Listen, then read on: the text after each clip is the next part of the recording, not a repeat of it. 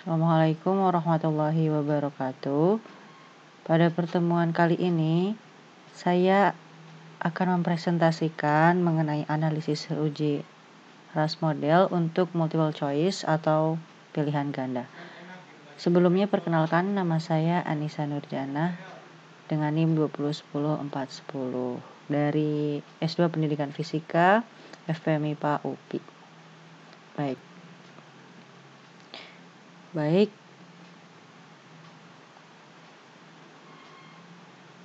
Insyaallah pada pertemuan kali ini kita akan membahas yang pertama ada RAS model, itu dia siapa gitu ya.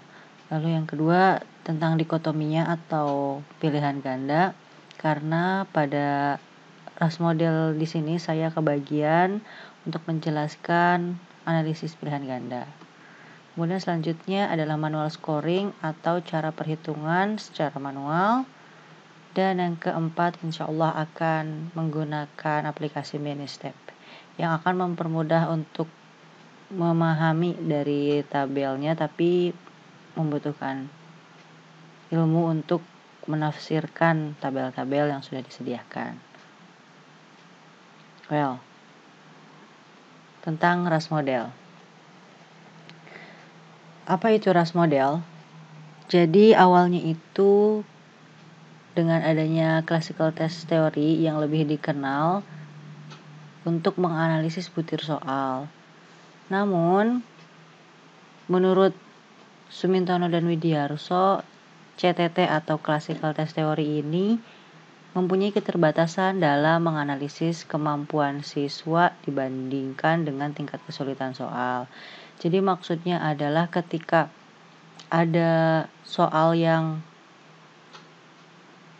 pilihan ganda gitu ya, ada soal pilihan ganda, kemudian ada anak A dan anak B, itu nanti jika memiliki nilai benar yang sama, tidak kelihatan gitu mana yang lebih mampu dan mana yang tidak lebih mampu, seperti itu, karena tidak terlihat untuk analisis tingkat kesulitan soalnya juga. Oleh karena itu dikembangkanlah item response theory atau yang dikenal sebagai IRT sebagai alternatif lain dari CTT atau classical test theory ini. Nah, di IRT ini ada berbagai ada parameter logistik, dan itu ada 1 PL, 2 PL sampai 3 PL gitu ya. Dan RAS model ini adalah salah satu analisis dari 1 PL atau satu parameter logistik. Jadi penggunaan variabelnya itu tidak banyak gitu. Jadi parameternya hanya 1. Nah, RAS model ini diawali oleh George Rush di tahun 1950-an yang melakukan penelitian kepada anak kelas 4, 5, dan 6. Nah, pada saat mendapatkan hasil dari tes anak-anak kelas 4, 5, dan 6 ini, didapati bahwa kelas 6 ini lebih sedikit salah menjawab soal, atau bahasa lainnya lebih banyak benarnya gitu ya. Kemudian beliau menggambarkan grafik dari hasil jawaban siswa tersebut dan mendapatkan error yang berhubungan dengan error yang lain yang menghasilkan perbandingan yang sama dengan yang lain.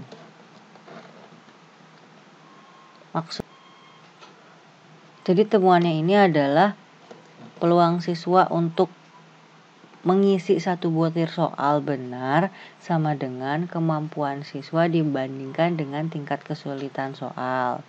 Jadi misalkan ketika siswa ini 50% benar dalam mengisi suatu tes, jika kemampuan siswa sama dengan tingkat kesulitan soal, maka peluangnya ini akan 50%. Ya karena kemampuan siswa ya sama gitu dengan kesulitan soalnya. Sehingga peluangnya ini 50-50, yaitu 50%. Nah, pemodelan RAS ini terus berkembang yang asalnya analisis data dikotomi ke bentuk data skala peringkat atau rating scale. Untuk lebih memahaminya, kita harus mengetahui dulu tentang bagian kedua, yaitu dikotomi, karena saya di sini akan menjelaskan bagian untuk analisis dikotomi. Seperti yang kita tahu dalam mendapatkan data tes itu ada instrumen dikotomi, trikotomi, politomi. Dikotomi itu yang 2 jawaban benar, trikotomi 3 jawaban benar, dan politomi yang sering digunakan adalah untuk trikotomi dan politomi itu soal-soal esai ya contohnya. Atau soal politomi itu yang jawabannya untuk penggunaan skala Likert yang ada setuju, sangat setuju, setuju sekali, seperti itu. Jadi ada banyak jawabannya. Dilanjutkan lagi. Dikotomi atau pilihan ganda atau multiple choice yang hanya ada 2 pilihan jawaban, bisa dalam bentuk benar atau salah, ya atau tidak, dikerjakan atau tidak dikerjakan, dan sebagainya. Atau dalam interpretasinya bisa menggunakan skor 1 atau 0. Walaupun ada beberapa opsi jawaban kalau menggunakan multiple choice yang ada A, B, C, D, E, tapi tetap saja hanya memiliki 1 jawaban yang benar. Oleh karena itu, pilihan ganda termasuk dalam data dikotomi. Nah, sekarang kita akan mencoba manual scoring atau penggunaan RAS model ini dalam menganalisis suatu data dikotomi. Nih, pertama, RAS model itu menggunakan 2 parameter terpenting, yaitu kemampuan siswa dan tingkat kesulitan butir. Maksudnya adalah tingkat kesulitan soal tersebut. Nah, langkah pertama harus mengetahui di sini mengukur adalah parameter kemampuan siswa gitu ya, yaitu membandingkan jumlah soal benar dan salah. Berapa soal benarnya dibandingkan dengan soal salahnya. Kemudian tahap selanjutnya adalah ubah ke logit atau ubah menjadi kodifikasi gitu ya di sini, supaya bentuknya ini dalam bentuk data interval yang diubah menggunakan log. Jadi nanti ada persamaannya yang akan kita bahas setelah ini. Baru setelah mendapatkan angka logit dari odds ratio ini, bakal dilakukan interpretasi dari skala interval yang baru. Nih, maksudnya seperti ini. Ini ada persamaan probabilitas menjawab butir soal yang disimbolkan dengan PIJ. P-nya probabilitas dari butir I, maksudnya soal keberapa, dengan jumlah responden tertentu, di sini J, dengan kemampuan responden theta dan tingkat kesulitan B. RAS merumuskannya dengan persamaan seperti ini. PIJ sama dengan E pangkat theta J min BI dibagi 1 ditambah E pangkat theta J min BI. Atau BI min theta sama dengan ln PI theta dibagi 1 min PI theta. Tampak rumit ya, tapi nanti ketika penggunaannya akan lebih mudah karena langsung menggunakan soal. Nah, untuk dikotomi ada sedikit perbedaan dari rumusnya yang sebetulnya sih mirip gitu ya. Tapi di sini ada PNI sama dengan XNI sama dengan 1 BNI delta sama dengan E pangkat BN min delta I dibagi 1 ditambah EBN min delta N. Maksudnya adalah nilai PNI itu maksudnya probabilitas dari tes tersebut dari responden N, jumlah respondennya dalam butir I. Ada berapa butir untuk menghasilkan jawaban betul dengan kemampuan responden beta dan tingkat kesulitan butir delta I. Disederhanakan untuk menghitung logit. Nah, di bawahnya ini adalah perhitungan untuk mengkodifikasinya, yaitu dengan menggunakan log dari hasil yang sudah didapatkan dari peluang ini ya. Sekarang pusingnya rumusnya. Mudah kok. Jadi sekarang kita coba aja langsung ke soalnya ya. Nih, dicontohkan jika dalam satu kelas terdiri dari 50 orang yang mengerjakan ujian fisika dengan jumlah 100 butir soal, hasil dari beberapa siswa adalah sebagai berikut. Ali yang paling pintar menjawab betul 90 soal, Umar menjawab benar 70 soal, Usman 65 soal benar, dan Abu menjawab 40 soal benar. Nah, kemudian kita menghitung odds ratio atau probabilitasnya yang tadi ya. Itu mudah sebetulnya, hanya membandingkan antara skor benar per skor yang salahnya gitu ya. 90/10, kemudian 70/30, Usman, Abu, seperti itu ya. Ini kan jadi totalnya adalah 100 soal, 90 yang benar dan juga, coba bentar saya pakai pointer dulu. Nah, ya 90 ini soal yang benar dan 10 adalah soal yang salah. Begitupun untuk Umar, Usman, dan juga Abu. Kemudian ini dihitung desimalnya berapa dan kita buat dalam bentuk diagram garis peluang.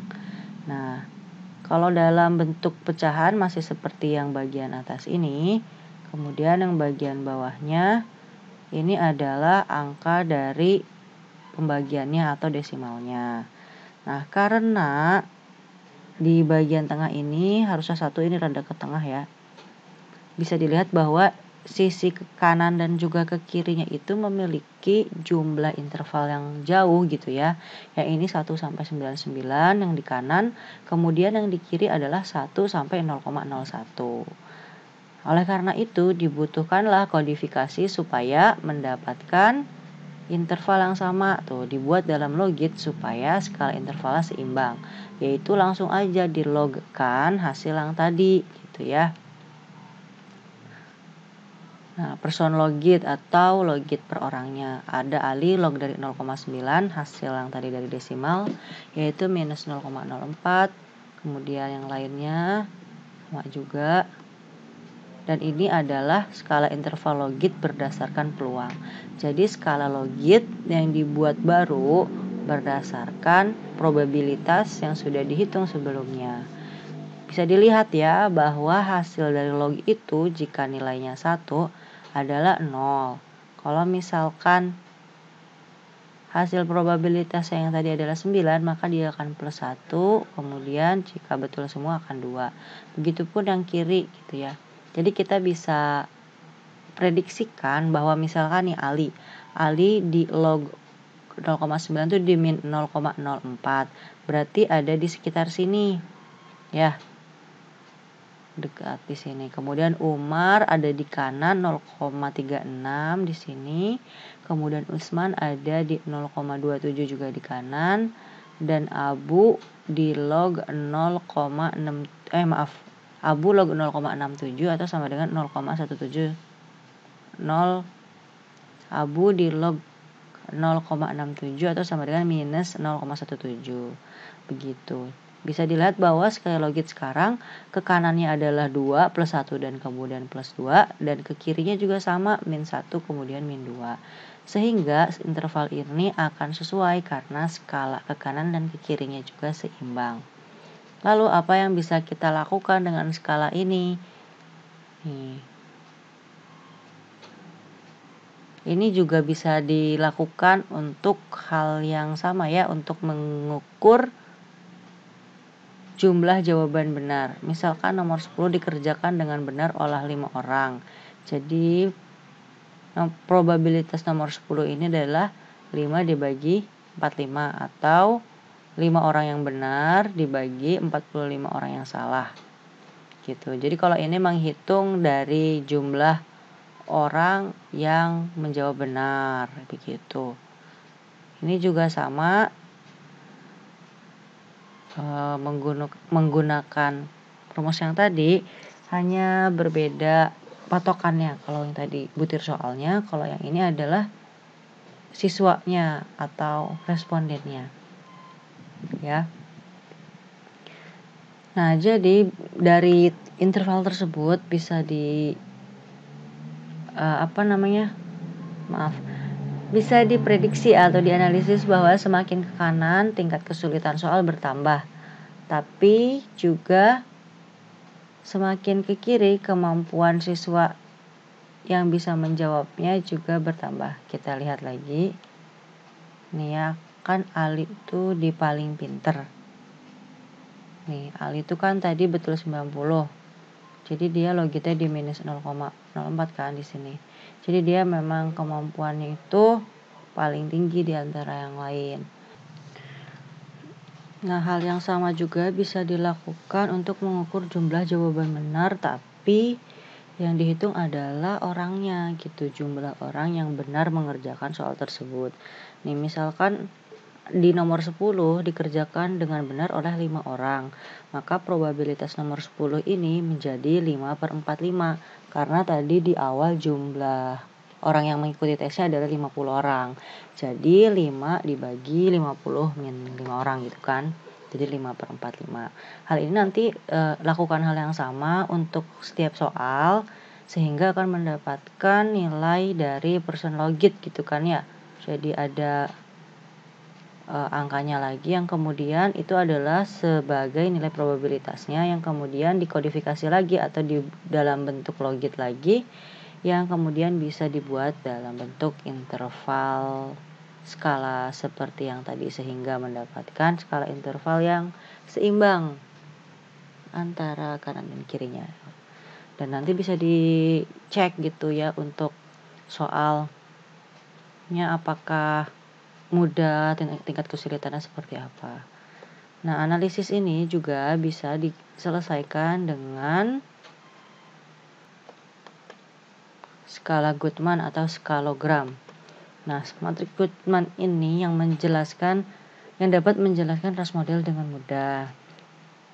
Karena di dalamnya membuat peringkat dari butir soal yang termudah hingga tersulit. Jadi mirip gitu ya dengan sifat ras model yang bisa mendapatkan tingkat kesulitan dari soal tersebut. Nah, kemudian membuat peringkat dari kemampuan siswa, yaitu kalau misalkan soal terisi banyak, berarti itu dianggapnya lebih mampu gitu, jadi dibuat lebih ke kanan. Kalau misalkan yang terisi terbanyak di atas, kemudian yang terendah itu di bawahnya. Nah, ini contohnya. Nih, jadi misalkan di soal yang mudah ini ada nomor ya, sebelah sini ada nomor soal 4, 5, 2, 1, 3, 6 adalah nomor soal, dan ini diatur gitu, disusun berdasarkan soal mudah ke soal sulit. Kalau misalnya soal mudah itu yang banyak dijawab benar, lihat ada angka 1 ini berarti dijawab benar. Kemudian kalau soal sulit dijawabnya lebih langka gitu ya, lebih sulit, jadi lebih jarang yang mengisi. Nah, kemudian ini ada siswa yang paling mampu, diurutkan dari yang paling banyak menjawab, terus skor mentahnya 5, hingga ke siswa yang kurang mampu, atau dilihatnya dari skor mentah yang paling sedikit. Nah, dengan begini bisa dianalisis gitu, di manakah anak itu mampu atau tidak dalam mengerjakan soal. Karena kalau kita mempelajari tentang tingkat kemampuan siswa, kan berarti siswa itu bisa mengerjakan soal sulit jika bisa mengerjakan soal mudah. Namun harus dianalisis jika ada siswa yang kemudian bisa mengisi soal sulit namun tidak bisa mengisi soal mudah, seperti siswa D ini. Di nomor soal yang mudah itu dia 0 atau tidak mengisi, namun di soal sulit ada tiba-tiba betul gitu ya, soal yang paling sulit lagi. Nah, oleh karena itu nanti ini bisa dianalisis lebih lanjut begitu. Nah, ini ada kelebihan matriks Goodman dan ras model. Yang pertama, bisa mengidentifikasi terhadap respons error, atau seperti yang tadi, apakah respondennya yang bermasalah atau jawabannya yang tidak sesuai, atau bisa jadi soalnya yang memang tidak sesuai, sehingga kemudian bisa dihapuskan gitu ya soal tersebut. Data hilang dapat diprediksi skornya. Karena kita tahu ketika menggunakan matriks Goodman, ketika siswa bisa mengisi soal mudah, maka ada kemungkinan untuk bisa mengisi soal sulit. Namun ketika siswa bisa mengisi soal sulit, kemungkinannya pasti bisa mengisi soal mudah. Oleh karena itu, jika ada data hilang di soal mudah, maka bisa didapatkan gitu ya, bahwa kemungkinan besar siswa tersebut bisa mengisi soal mudah jika soal sulit pun banyak yang diisi. Kapabilitas tidak hanya bergantung ada jumlah jawaban benar. Jadi kemampuan siswa tidak hanya dilihat dari jumlah jawaban benar, tapi juga dilihat dari kemampuan dalam mengisi soal yang tingkat kesulitannya rendah atau tinggi. Identifikasi adanya tebakan jawaban. Seperti kondisi yang sebelumnya, yaitu ketika siswa asal dalam mengisi soal sulit namun jawabannya tiba-tiba benar, itu bisa diprediksikan bahwa anak tersebut hanya menebak jawaban. Jadi bukan dari kemampuan siswa tersebut yang memang bisa menjawab soal tersebut. Nah, dalam model RAS ini ada namanya bentuk kalibrasi yang hanya ada pada model RAS ini, karena dalam model RAS ini ada 3 hal yang penting gitu ya, yaitu skala pengukuran, terus kemudian responden atau personnya, dan butir soal. Ini adalah 3 hal penting yang harus hadir dalam pemodelan RAS ini. Instrumen yang tidak dikalibrasi ada kemungkinan menghasilkan data yang tidak valid dan dapat menghasilkan analisis soal atau riset tidak sesuai dengan apa yang diinginkan. Jadi ketika ada soal yang memang terlihat aneh gitu ya dari jawaban siswanya, maka bisa diprediksi bahwa soal tersebut tidak bagus dan bisa dihilangkan, atau bisa jadi juga data yang didapatkan tidak valid, jadi data tersebut juga harus dihilangkan. Nah, sekarang kita akan menggunakan aplikasi Ministep, karena ini adalah salah satu aplikasi yang dikembangkan oleh Lincern. How can I say this? Lincern maybe ya. Di 2020 bisa diunduh gratis di www.winstep.com, winstep.htm. Di sini untuk yang gratisnya hanya bisa digunakan untuk maksimal 25 soal. Kalau misalkan mau lebih harus berbayar. Ini adalah steps-nya atau langkah-langkah ketika kita menggunakan aplikasi ini. Yang pertama, harus siapkan data dulu, yaitu kalau misalkan kita input datanya dari Excel, maka harus disimpan dulu dalam format .prn. Kemudian langkah keduanya, input ke Ministep-nya, nanti ada bagian yang harus diisi gitu ya, sesuai dengan data yang kita dapatkan. Kemudian 3, menafsirkan hasil, karena di Ministep ini ada beberapa tabel yang bisa kita pilih sesuai dengan analisis yang kita butuhkan. Mulai dari tingkat kesulitan soal, kemudian kemampuan siswa, bisa juga korelasi, regresi, dan masih banyak lagi gitu. Dan yang keempat adalah menyimpulkan hasilnya sesuai dengan kemampuan kita.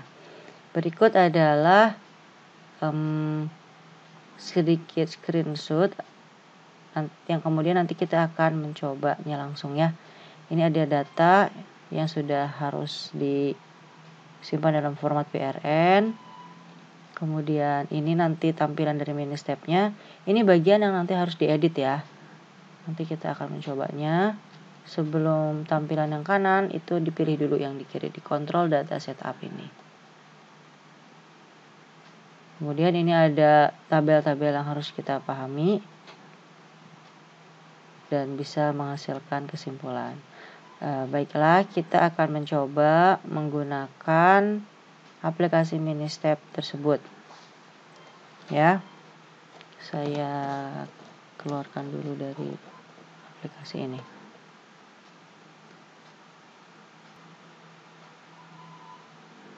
Baik, yang pertama saya sudah punya data di sini. Ada data A dari kolom A sampai M, ya bisa terlihat ya. A ini diisi angka 0, kemudian bawahnya ada 1. Ini maksudnya adalah nih nomor absen ya, 01 sama B-nya 02, 03 sampai yang paling bawah 20. Kemudian kolom ketiga adalah LP itu berarti jenis kelamin. Dan dimulai dari kolom D sampai M itu adalah jawaban dari 10 soal dari setiap siswanya. Jadi maksudnya ini adalah 01L. Jadi responden pertama berjenis kelamin laki-laki dengan jawaban seperti ini. Bentuknya bisa menjadi kecil-kecil seperti ini. Kita bisa melakukan Ctrl A, kemudian edit format di sini, atur kolom width-nya menjadi angka 1 saja. Kalau misalkan yang tadinya lebar, angka 1, kemudian oke, maka akan seperti ini. Karena kemudian hasil ini akan digunakan atau diinput ke dalam mini-step tadi. Nah, setelah punya data ini datanya bentuk pilihan ganda ya, jawaban A sampai D opsinya. Terus selanjutnya kita save as. Nah, di sini kan biasanya kalau save biasa XLXS ya. Nah, di sini kita pilih jadi .prn. Nah, ini ya, formatted text space atau delimited PRN. Diklik, kemudian di sini udah ada, jadi saya nggak save lagi ya, nanti tinggal tekan save. Oke. Nah, untuk selanjutnya kita buka aplikasi mini-step-nya. Seperti ini ya. Kemudian klik Ctrl plus data setup procedure. Nah, akan tampil seperti ini, yaitu mini-step control file setup yang bakal kita masukkan input data yang tadi. File, kemudian read. Nah, data yang tadi udah kita save dalam bentuk PRN. Ini ya. Data percobaan RAS open. Nah, tampilannya seperti yang tadi bukan? Nah, sekarang kita harus mengisi bagian di sini. Title di sini contohnya adalah percobaan 1, oke. Kemudian person adalah data orangnya, kita masukkan dulu. Data pertama untuk orang tersebut dari kolom 1. Nama len person label length, maksudnya panjang dari identitas pengisinya itu sampai kolom keberapa, sampai kolom ketiga. Karena kita di 2 huruf pertama itu untuk nomor absen, kemudian yang ketiganya adalah jenis kelamin. Ini udah sesuai number of data rows dan kolomnya juga. Nah, kemudian ini untuk item 1, yaitu first item column atau data yang akan kita analisis dimulainya dari kolom keberapa? Dari kolom keempat ya. Karena mulai dari A, B, C, D-nya ini dari kolom keempat. Kemudian ini ada number of items atau jumlah soalnya ada berapa. Di sini saya hanya ada 10 soal. Nah, kemudian kita masukkan item labels enter edit. Ini memberi nama setiap ininya. Memberi nama dari soal gitu ya. Saya mau pakainya nomor 1, kemudian nomor 2 gitu ya. N3, N4.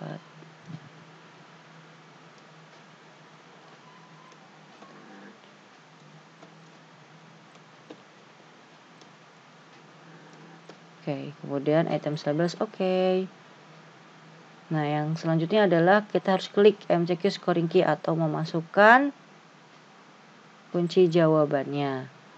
Nah, kunci jawabannya apa aja nih? Saya maunya di sini misalkan kunjaunya adalah B.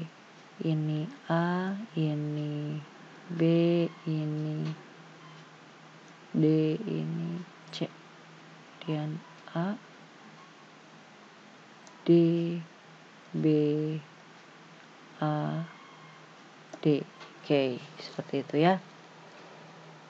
Kita scan item labels editornya. Scan data for codes maksudnya. Ini buat masukin yang bagian codes yang ini. Tuh A, B, C, D. Ya, sekarang sudah lengkap semuanya. Ini ada nomor untuk soal, kemudian ini adalah untuk identitasnya. Yang selanjutnya adalah kita pencet mini step. Maaf, tekan maksudnya diklik. Kita pilih save control with data file. Kita save dulu. Ini karena ini percobaan, kita buat data percobaan RAS pilihan ganda yang ketiga. Save. Yes. Nah, di sini udah ada keluar analisis mini stepnya, kita tinggal pencet enter 2 kali. Nah, ada hasilnya di sini yang sudah bisa kita analisis. Kemudian untuk tabelnya yang lebih lengkap ada di sini. Yang biasanya digunakan untuk mengetahui tingkat kesulitan soal dan juga kemampuan siswanya itu di variabel right maps. Kita klik aja, akan muncul seperti tampilan berikut.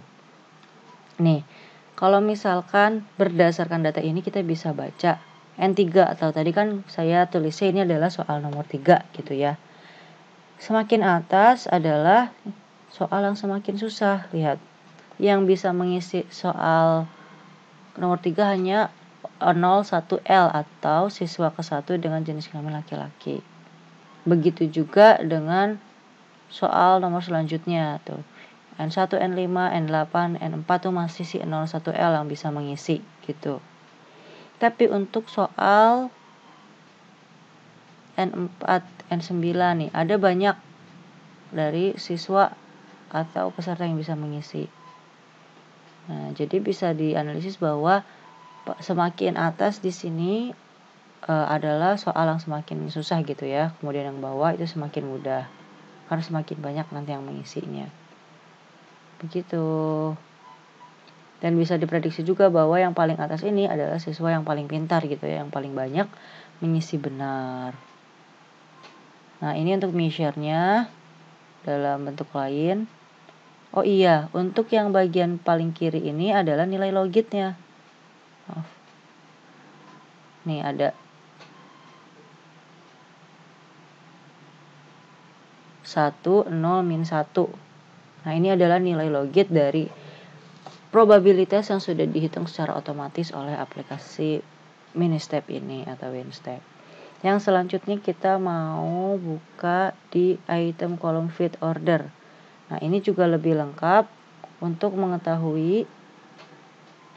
Ini ada soalnya, nomor soal, kemudian ini ada total skornya. Ya, ini adalah angka yang bisa menghitung korelasi gitu ya. Ketika korelasi ini terlalu kecil, berarti dia patut diganti soalnya begitu. Seperti yang ini A ya, 0,14, ini juga 0,04. Jadi bisa menganalisis dari tabel ini. Seperti itu. Ini contohnya lagi di soal entry number 7. Jadi nomor 7 total skornya atau yang bisa menjawabnya itu 11 orang.